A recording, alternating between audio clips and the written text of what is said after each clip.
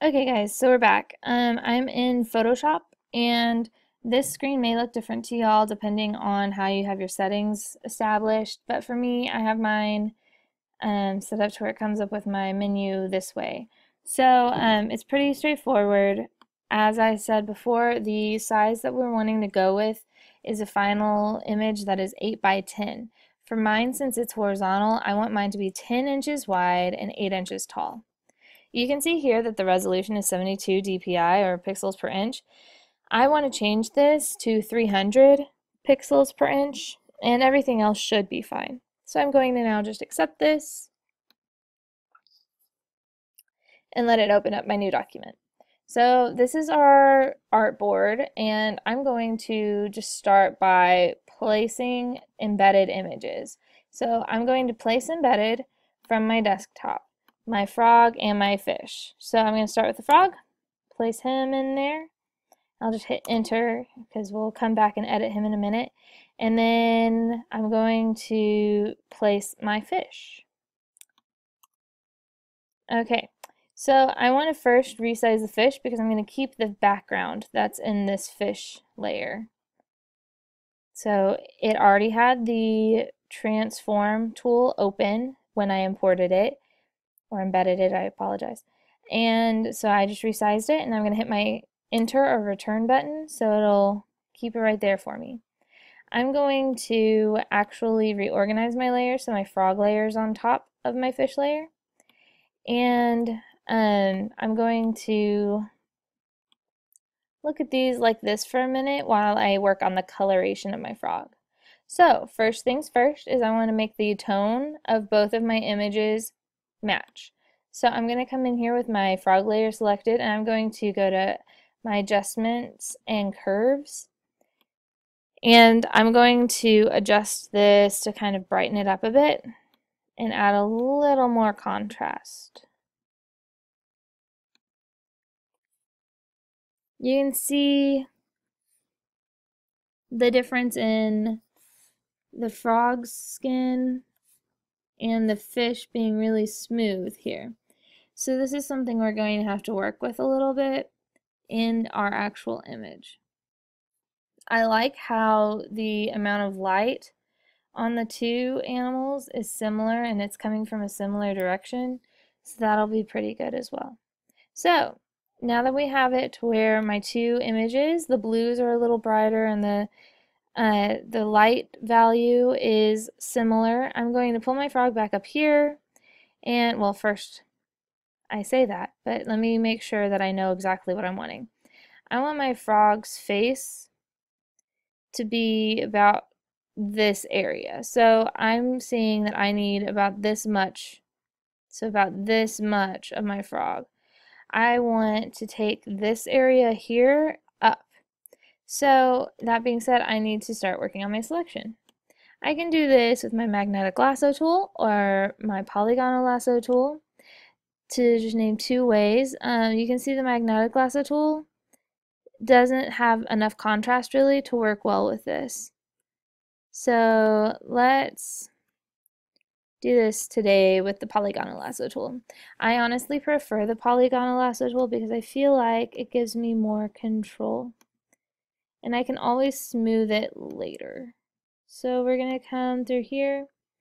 I want to keep some of these little dots and splotches that are with our frog's skin so I can maybe blend them in. So I'm actually going to just kind of work my way around some of these because I can always erase them later. And it's good to kind of see a good starting place. And we can follow the blue here. And I'm going to make just a large selection for now and come back in. So you can see with my marching ants what I've selected. I'm now going to use my shift tool to remove part of this selection.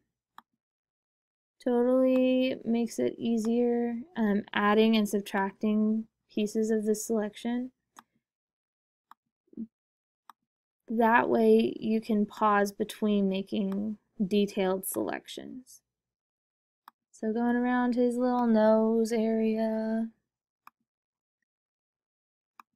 You can see that the more times I click, the smoother my line is because there's less geometric shapes being created. Come this way with my line. Kind of follow this line up this way. And I'm going to be editing this obviously throughout the next few videos. So it doesn't have to be perfect, but it's easier to start with an image that's fairly clean than having to clean it up along the way. And so now I'm going to go all the way around here. And you can see I'm making this very large selection around the outside edge because keep in mind we're taking away.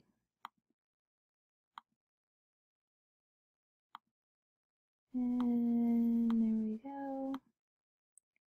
Okay, now that I have a pretty good selection going, see that? See how I click to it?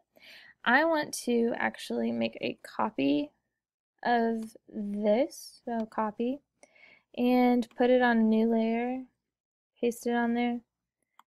So hide that for a second, just so we can kind of see what we've got going on. So we have this guy, and you can see that we're already kind of going in the right direction. Colors are coordinating, works for me. Now we can actually come in here with this selected. So let me go back to select all. Use my arrow key up and down one so it'll click to my selection. And I want to actually refine this selection slightly. So I'm going to click on one of my selection tools and click Refine Edge just so we can look at this brownish area up at the top. Oh, I don't need the... If I use my masking tool right now, it's actually blue, so it's not helpful since we're working with a lot of blues. So you see this brown that was from the background of the frog layer? I'm going to try and get rid of that by using my Refine Edge tool. It's feathering it slightly, which is good, and making it a little bit better for our selections purposes. So now let me select inverse. I'm going to delete out some of that, and now you can see that that edge there is a little softer, which actually matches the edge of our fish. So that's the first step in this process. We have found our frog image and we have made our selection of the piece of the frog we're wanting to combine with the fish. Now I want to actually come up here to edit free transform and show y'all the warp tool, which is right here on the free transform, and show y'all how this can become handy. If I wanted, say, the frog's neck to kind of come in and connect to the main body of our fish there, and then I could actually warp it a bit to make it where it fits better with our selection. This is a really handy tool. So it is warping it, so keep that in mind. You may lose some believability if you warp it too far and make it to where it looks stretched in the final product. But we can always see how I've made this where it kind of flows into our fish's body. We can always come back, and with these spots up here, I might actually blend more of the fish in here so it won't be an issue. Now I want to actually start working a little on the fish layer. So really quick, this is pretty simple. I'm going to hide my frog head, and what I need to do is get rid of this part of the fish and the part of the fish down here that's in my way. So I'm going to hide my frog head, or you can even leave this part on. Oh, I'm sorry, I have the wrong layer selected. But change the opacity so you can just barely see it. But while I'm on the fish layer, I'm going to use my clone stamp tool. And no, I'm not, because it's still a smart object. I'm going to just right click and combine it to a blank layer so it'll save it to where it's not a smart object anymore. I will then come in here with my clone stamp tool and click on, by holding down the Alt Option key, a piece of the background and start just erasing out some of the information that's unnecessary. So maybe I want this piece here. Make my cursor or my brush smaller by hitting the left and right bracket keys. Left for making it smaller, right for making it larger. Also, I want this fin actually come up further because my frog will be connecting higher up.